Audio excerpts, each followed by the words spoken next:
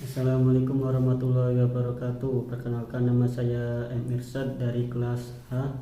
Di sini saya akan menjelaskan 10 contoh dan penjelasan KLUI 2020.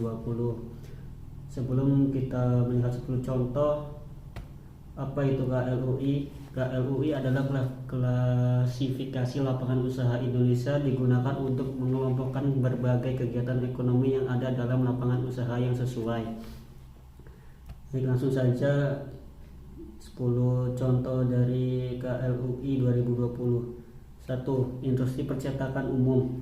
Kelompok ini mencakup kegiatan industri percetakan surat kabar, majalah, dan periodik lainnya seperti tabloid, surat kabar, majalah, jurnal, pamflet, buku dan brosur, naskah musik, peta, atlas, poster, katalog periklanan, formulir bisnis, dan barang-barang cetakan komersial lainnya. Kertas surat atau alat tulis pribadi dan barang-barang cetakan lainnya hasil mesin cetak, offset, gelis foto, fleksografi dan sejenisnya, mesin pengganda, printer komputer, huruf timbul dan sebagainya, termasuk alat cetak cepat. Percetakan langsung ke bahan tekstil, plastik, kaca, logam, kayu, dan keramik, kecuali percetakan tabir sutra dan kain dan pakaian jadi. Percetakan pada label atau ganda, penelan, litografi, dan percetakan tulisan di makam, percetakan fleksografi dan sebagainya, termasuk pula mencetak ulang melalui komputer, mesin stensil dan sejenisnya.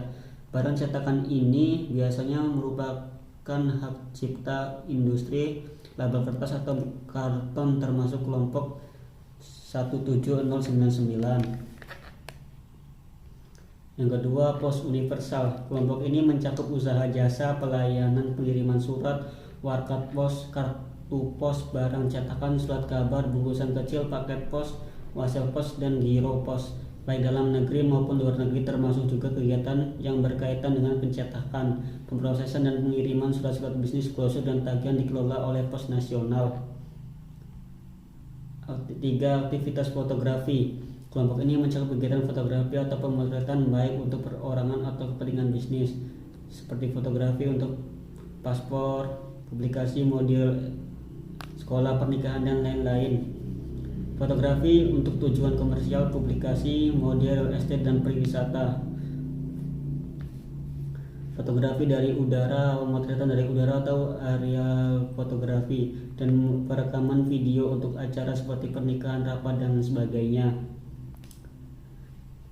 Termasuk juga kegiatan jurnalis foto dan pembuatan mikrofilm dan dari dokumen produksi film untuk bioskop dan video distribusi dimasukkan ke dalam golongan 591. Yang keempat, aktivitas konsultasi bisnis dan broker bisnis. Kelompok ini mencakup usaha pemberian saran dan bantuan operasional pada dunia bisnis seperti kegiatan broker bisnis yang mengatur pembelian dan penjualan bisnis berskala kecil dan menengah, termasuk praktik profesional kegiatan broker hak paten atau dalam kurung pengaturan pembelian dan penjualan hak paten, kegiatan penilaian selain real estate dan asuransi atau dalam kurung untuk barang antik, perhiasan, dan lain-lain, audit rekening dan informasi tarik barang atau muatan, kegiatan pengukuran kuantitas, dan kegiatan peramalan cuaca, tidak termasuk makelar real estate. Yang kelima, jasa pendidikan dan manajemen perbankan. Kelompok ini mencakup kegiatan pendidikan, manajemen, dan perbankan yang diselenggarakan swasta. Kegiatan termasuk dalam kegiatan ini adalah jenis pendidikan atau kursus administrasi bisnis, administrasi perkantoran, administrasi kesehatan, administrasi niaga, akuntansi bisnis, akuntansi perbankan, akuntansi perkantoran, akuntansi perbajakan, akuntansi perusahaan, dan sebagainya. Dan juga wira niaga dan lain-lainnya.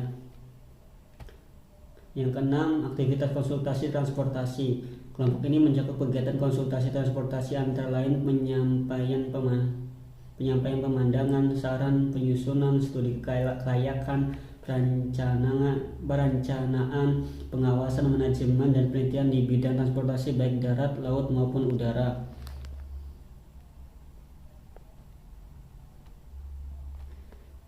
Yang ketujuh, aktivitas debt collector dan biro kredit. Kelompok ini mencakup kegiatan pemungutan pembayaran klien dan penggiringan pembayaran yang ditunjukkan untuk pelanggan, seperti jasa pungut tagihan atau hutang kredit. Kelompok ini juga mencakup kegiatan pengumpulan informasi seperti catatan kredit dan pekerjaan secara individu dan catatan bisnis, penyediaan informasi untuk lembaga keuangan, retailer, dan lembaga lain yang memiliki kepentingan untuk mengevaluasi kelayakan pemberian kredit terhadap perseorangan dan perusahaan. 8. Kegiatan lembaga pemerintahan untuk menciptakan efisiensi produksi dan bisnis lainnya. Kelompok ini mencakup kegiatan lembaga pemerintahan dalam hal pembinaan, pengembangan, dan penyelenggaraan untuk menciptakan efisiensi dan bisnis yang belum tercakup dalam kelompok 84131 sampai dengan 84138. Misalnya Menpan RB, pemerintahan koperasi dan usaha kecil menengah. Yang ke-9, pendidikan lainnya swasta. Kelompok ini mencakup kegiatan pendidikan lainnya yang diselenggarakan swasta yang belum mencakup dalam kelompok 85491 sampai dengan 85498, termasuk jasa kursus untuk meninjau ujian profesional, pengajaran membaca cepat, sekolah terbang, pelatihan penjaga keselamatan, pelatihan bertahan hidup, dan pelatihan berbicara di depan umum dan sejenisnya. Yang 10, aktivitas organisasi bisnis dan pengusaha. Kelompok ini mencakup kegiatan organisasi pengusaha perdagangan, kegiatan organisasi di mana kepentingan anggotanya terpusat pada perdagangan dan kesejahteraan perusahaan atau perdagangan, termasuk pertanian atau pada pertumbuhan ekonomi dan iklim area geografis khususnya atau bagian politik tanpa memperhatikan jalur bisnis.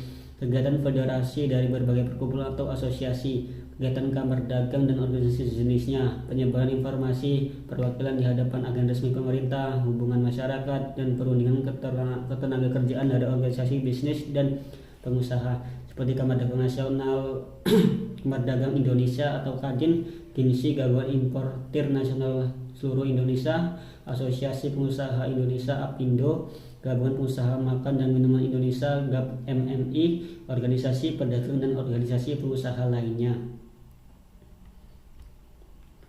Sekian dari saya. Apabila ada kurangnya, maaf. Sekian, wassalamualaikum warahmatullahi wabarakatuh.